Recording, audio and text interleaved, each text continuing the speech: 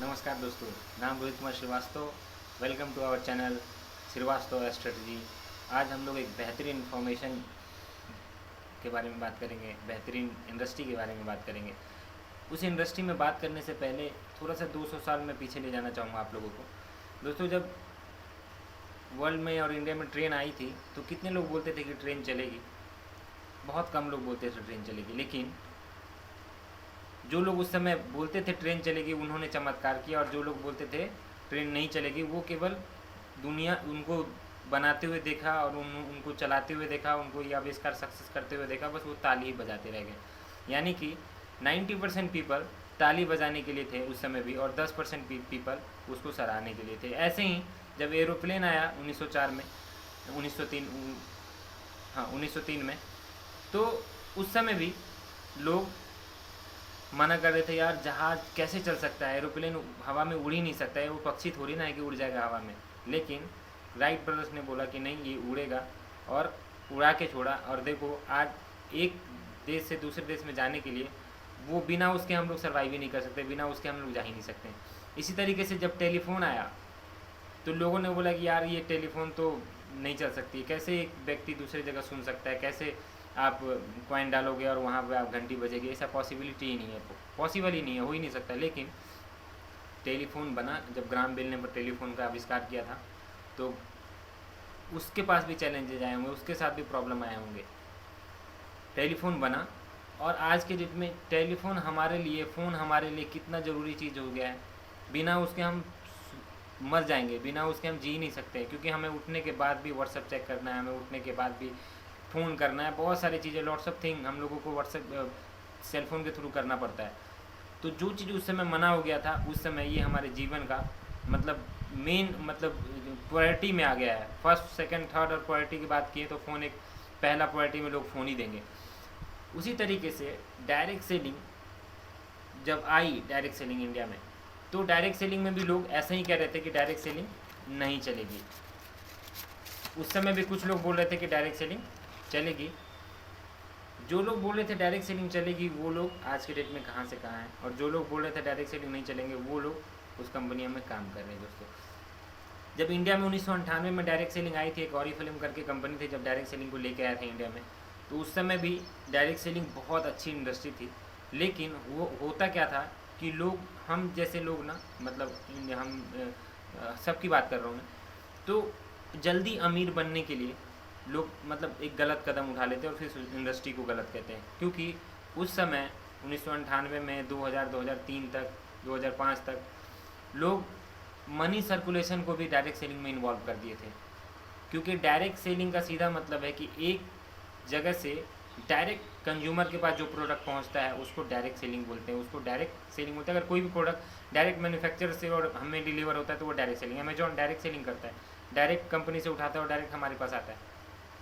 तो वही चीज़ कह रहा हूँ कि डायरेक्ट सेलिंग का मतलब ही यही है कि डायरेक्ट हमारे पास प्रोडक्ट है। मनी सर्कुलेशन डायरेक्ट सेलिंग का कोई पार्ट नहीं था। हम लोग किए और फेल हुए, क्योंकि उनका यही नहीं था कि डायरेक्ट सेलिंग में करना है। और हम लोग इन ब्लेम किसको दिए? डायरेक्ट सेलिंग को। तब भी डायरेक्ट सेलिंग अच्छी इंडस्ट्री थी और आज भी डायरेक्ट सेलिंग अच्छी इंडस्ट्री है। उस समय भी डायरेक्ट सेलिंग को फ्रॉड, बेकार, नेटवर्क मार्केटिंग, चेन बनाने का काम, बहुत सारी चीज़ बोले गए थे डायरेक्ट सेलिंग को। और कुछ मूर्ख तो अभी भी बोलते हैं डायरेक्ट सेलिंग को, कुछ मूर्ख अभी भी बोलते हैं। लेकिन मेरा जो मेन टॉपिक था direct selling, direct selling industry ही सिखाती है डायरेक्ट सेलर को कैसे काम करना है। अगर डायरेक्ट सेलिंग की पूरी, अगर आप एज देखिए कैसे वो ग्रो किया है और कैसे वो उसको सुनना पड़ा है डायरेक्ट सेलिंग को, सेम उसी तरीके से डायरेक्ट सेलर के साथ भी होता है। तो डायरेक्ट सेलिंग इंडस्ट्री से आप सीख सकते हो कि कैसे काम करना है, कैसे आपको सर्वाइव करना है इस इंडस्ट्री में।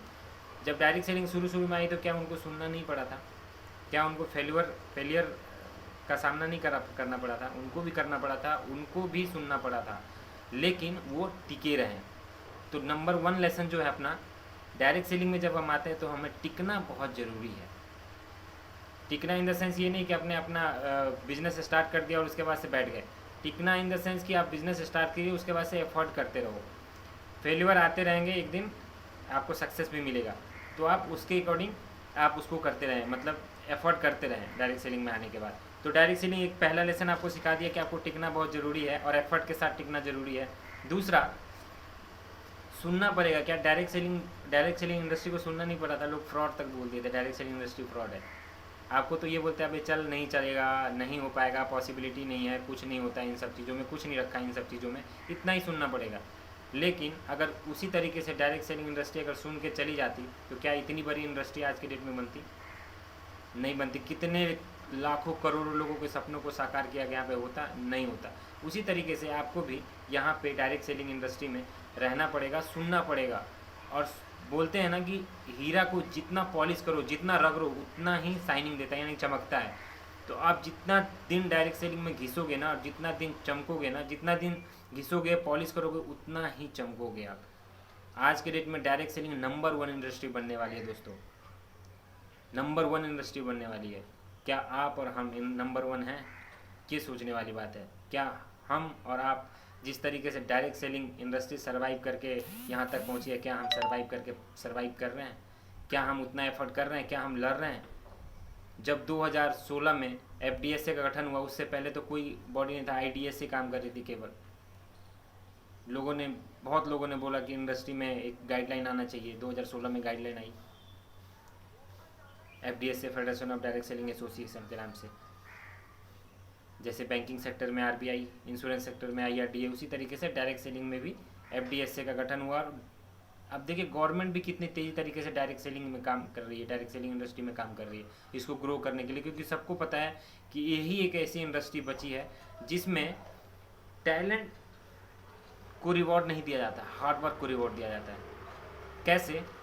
आप सोचिए कि कोई काला, कोई गोरा, कोई MBA, कोई 10वीं पास, 8वीं फेल, कुछ नहीं चलता यहाँ पे। आपके पास हार्ड वर्क होना चाहिए और आप 100% सक्सेसफुल होंगे। आपके पास कितना भी टैलेंट होगा, आप दूसरी इंडस्ट्री में सक्सेसफुल हो सकते हैं, लेकिन बिना हार्ड वर्क के आप डायरेक्ट सेलिंग इंडस्ट्री में सक्सेस नहीं हो सकते दोस्तों। तो नंबर 3 लेसन जो है, हार्ड वर्क करते रहना है। तो ये आपको याद रखना है, ये डायरेक्ट सेलिंग इंडस्ट्री आपको सिखा रही है कि डायरेक्ट सेलर को कैसे काम करना चाहिए। अगर वीडियो आपको अच्छा लगे तो शेयर करें, लाइक करें, कमेंट्स करें। जय हिंद, जय माय लाइफस्टाइल दोस्तों।